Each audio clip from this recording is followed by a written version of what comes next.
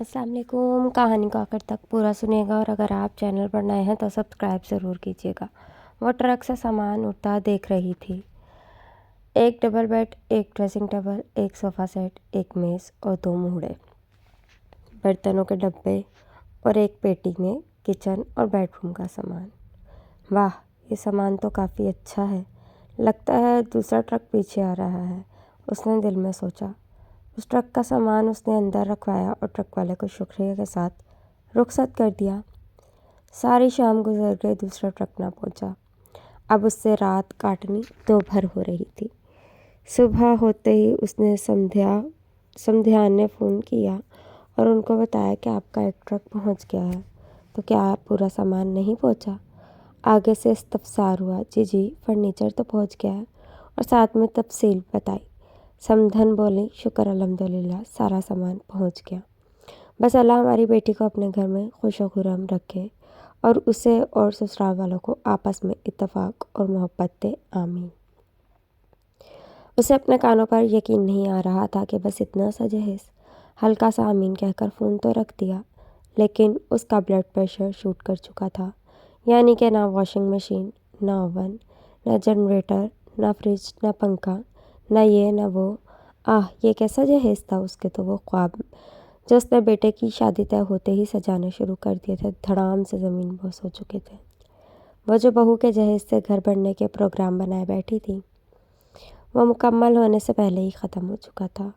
वो अब ऐसे भी गरीब नहीं थे कि जिनको किसी दूसरे के सामान की ज़रूरत थी, मगर ख़ानदान भर में नाक ऊंची रखने के लिए बहू के सामान से घर भरना बहुत ज़रूरी था।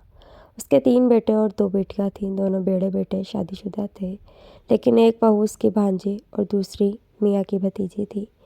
घर की बेटियां होने के नाते उनसे जहेज़ की ना तवक्का थी और ना ही आया। दोनों बेटियां अभी पढ़ रही थी, इसलिए अभी उनकी शादी का प्रोग्राम दूर दूर तक नहीं था। रह गया तीसरा बेटा, तो ये बेटा कमाबूद भी था और ख़ूबसूरत भी। एमए करके अच्छी पोस्ट पर जॉब कर रहा था। लिहाजा इस बार वालिदैन का इरादा था कि किसी अच्छे अमीर घर में बेटे का ब्याह करेंगे। ज़रा ख़ानदान में अमीर लोगों से रिश्ता जोड़ने पर रौब भी बढ़ जाएगा और आने वाली जब लाखों का जहेज लाएगी तो सब दंग रह जाएंगे और आने वाले वक्तों में बेटियों के रिश्ते आसानी से तय हो सकेंगे। और बेटे की तालीम पर उन सालों में जो कुछ खर्च किया है, उसमें से कुछ तो वसूली होगी। बस यही सोचकर उन्होंने एक ऐसे घराने का इंतखाब किया जो उनकी डिमांड पर पूरा उतरता था। उनकी 2 बेटियां और 1 बेटा था। सबसे बड़ी बेटी बीएससी फाइनल कर चुकी थी और एमएससी में दाखिले के लिए पुटतोल रही थी। छोटी 3rd ईयर में और भाई एफएससी कर रहा था। घर काफ़ी बड़ा था और उनके घर का सामान देखकर यही अंदाज़ा हो रहा था कि लोग काफ़ी अच्छा ज़ौक़ रखते हैं, और बातों से भी काफ़ी उम्मीद बन रही थी कि ये लोग काफ़ी रख रखाव वाले हैं, इसलिए बेटी को जहेज के नाम पर ठीक ठाक सामान देंगे। रिश्ता डाल दिया गया और ज़रूरी छानबीन के बाद मंजूर भी हो गया।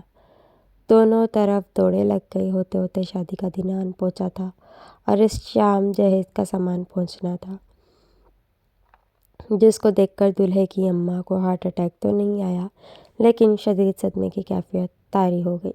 और दुल्हन की अम्मा से बात करके तो रही सही उम्मीद भी ख़त्म हो चुकी थी कि शायद वो बाकी सामान भी भेज देंगे। खैर, शादी हो गई। लड़की वालों की तरफ से तमाम फालतू रस्मों से तकरीबन परहेज़ ही किया गया। अलबत्ता बारात और वलीमे का खाना दोनों तरफ से खूब दिल खोल कर पेश किया गया। दुल्हन की तरफ से सास के दिल में गिरह पड़ चुकी थी, लिहाजा अंदाज में वो गर्मजोशी भी ना थी जो एक नई दुल्हन के घर पर आने पर होती है। और उनकी देखा देखी बाकी घर वाले भी लिए दिए में थे। दुल्हन बेचारी पहले दिन से ही ससुराल वालों के अंदाज देखकर हैरान कम और परेशान ज़्यादा थी। 1 हफ्ते बाद ही अगदा खुल गया कि जनरेटर पुराना था तो नया नहीं लिया। सोचा था बहू आ रही है, नया ले आएगी तो सबका भला हो जाएगा। अब पुराने में इतनी ताकत नहीं, इसलिए नए बहू के कमरे का पंखा उस पर नहीं चल सकता। मज़ीद 2-4 दिन बाद पता चला कि एक फ्रिज कम पड़ रहा था। नया इसलिए ही नहीं ख़रीदा कि बहू आ रही है तो नया फ्रिज आ जाएगा, मगर तुम बर्फ़ मंगवा लिया करो। वॉशिंग मशीन में इतने बंदों के कपड़े धुलते हैं, तुम अपनी माँ के घर ले जाया करो। ہاتھ سے دھو لیا کرو، بلکہ اپنے میاں کے کپڑے بھی اب تمہارے ہی ذمہ ہیں۔ اور اس طرح سے ہر قدم پر اسے احساس دلایا گیا کہ جہیز نہ لا کر اس نے جو غلطی کی ہے اس کا خمیازہ کسی نہ کسی طور سے اسے بھگتنا پڑے گا، کبھی کسی کام میں نقص نکال کر اور کبھی کسی چیز کے نہ لانے کی وجہ سے اسے یہ باتیں سننا ہی پڑیں گی۔ کبھی بڑی جٹھانی اور کبھی ساس اس کے روز و شب بس ان کے تانوں میں ہی بسر ہو رہے تھے۔ ایک چھوٹی جٹھانی تھی جو دل کی اچھی تھی اور اس سے کچھ ہمدردی دکھاتی تھی، وہ اکثر اس کا ساتھ دیتی، مگر ان دونوں سے چھپ چھپا کر، کیونکہ وہ بھی سسر کی بھتیجی تھی، اس لیے اس کا پلڑا بھی تھوڑا ہلکا ہی تھا۔ بیٹیاں والدین کو بے شک کچھ نہ بتائیں، لیکن وہ ان کے چہروں سے اندازہ لگا لیتے ہیں۔ پہلے تو اس کے ماں باپ نے کوئی خاص نوٹس نہیں لیا، لیکن بیٹی کی خاموشی کا اندازہ ہوا تو کریدنے پر جب حقیقت سامنے آئی تو وہ دنگ رہ گئے۔ ان کے تو وہم و گمان میں بھی نہیں تھا کہ ان کی بیٹی کو کم جہیز لانے کی وجہ سے ایسے حالات کا سامنا بھی کرنا پڑ سکتا ہے۔ سال گزرنے کے باوجود سسرال والوں کے رویے میں کوئی بہتری نہیں آئی تو والدین نے سوچا کہ بیٹی کو بقیہ ساز و سامان دے دیں، مگر آس پاس خیر خواہوں نے سمجھایا اگر یہ ساز و سامان بچی کی خوشیوں کا ضامن ہے تو ایک بار اگر آپ نے ان کی مانگ پوری کر دی تو سمجھیے کہ آئندہ ان کے لیے ان کا منہ کھل جائے گا۔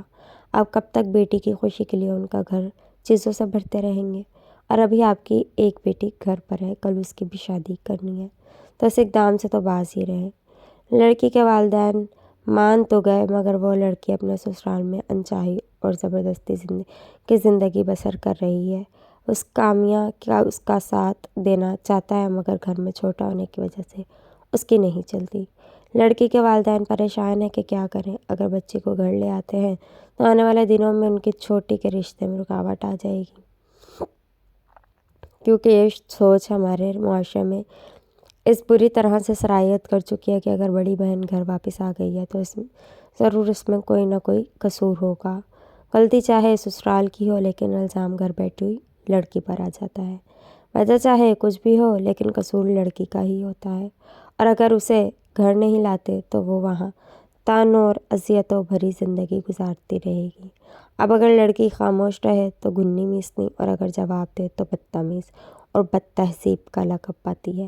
پڑھی لکھی لڑکی کی ساری خود اعتمادی ہوا ہو جاتی ہے جب ماں باپ اسے اپنی عزت کا واسطہ دیتے ہیں، کیونکہ وہ اس معاشرے میں سانس لیتے ہیں، انہیں اسی میں سب کے ساتھ گزارا کرنا ہے، چاہے وہ بیٹی کی کتنی بھی طرفداری کر لیں۔ لیکن اس کہانی کا اختتام بہرحال انہیں اپنی انا اور اپنی بیٹی کی خود اعتمادی کو ایک طرف رکھ کر لکھنا پڑتا ہے۔ یہ کہانی معاشرے کے ہر تیسرے گھر کی کہانی ہے، جہاں جہیز دلہن سے زیادہ اہمیت رکھتا ہے۔ کا جہیز کا نہ لانا اتنا بڑا قصور ہوتا ہے کہ ایک بچی جو اپنی آنکھوں میں نئی زندگی کے ان گنت خواب سجا کر لاتی ہے، پر زندگی کی خوشیاں تنگ کر دی جائیں، کیا اچھا جہیز اچھی زندگی کی ضمانت دیتا ہے؟ کیا لڑکوں کی مائیں اپنے بیٹوں کا سودا جہیز کی صورت میں کرتی ہیں؟ ہے کوئی جواب ہمارے پاس؟ اسی لیے شاید لوگ بیٹیوں سے نہیں ان کے نصیب سے ڈرتے، اور یاد رکھے جہیز ایک لعنت ہے، اور آج کل سب اسی کی طلب میں ہیں۔ افسوس کی بات ہے، خدا را سوچے کل کو اللہ کو بھی جواب دینا ہے۔ اللہ حافظ۔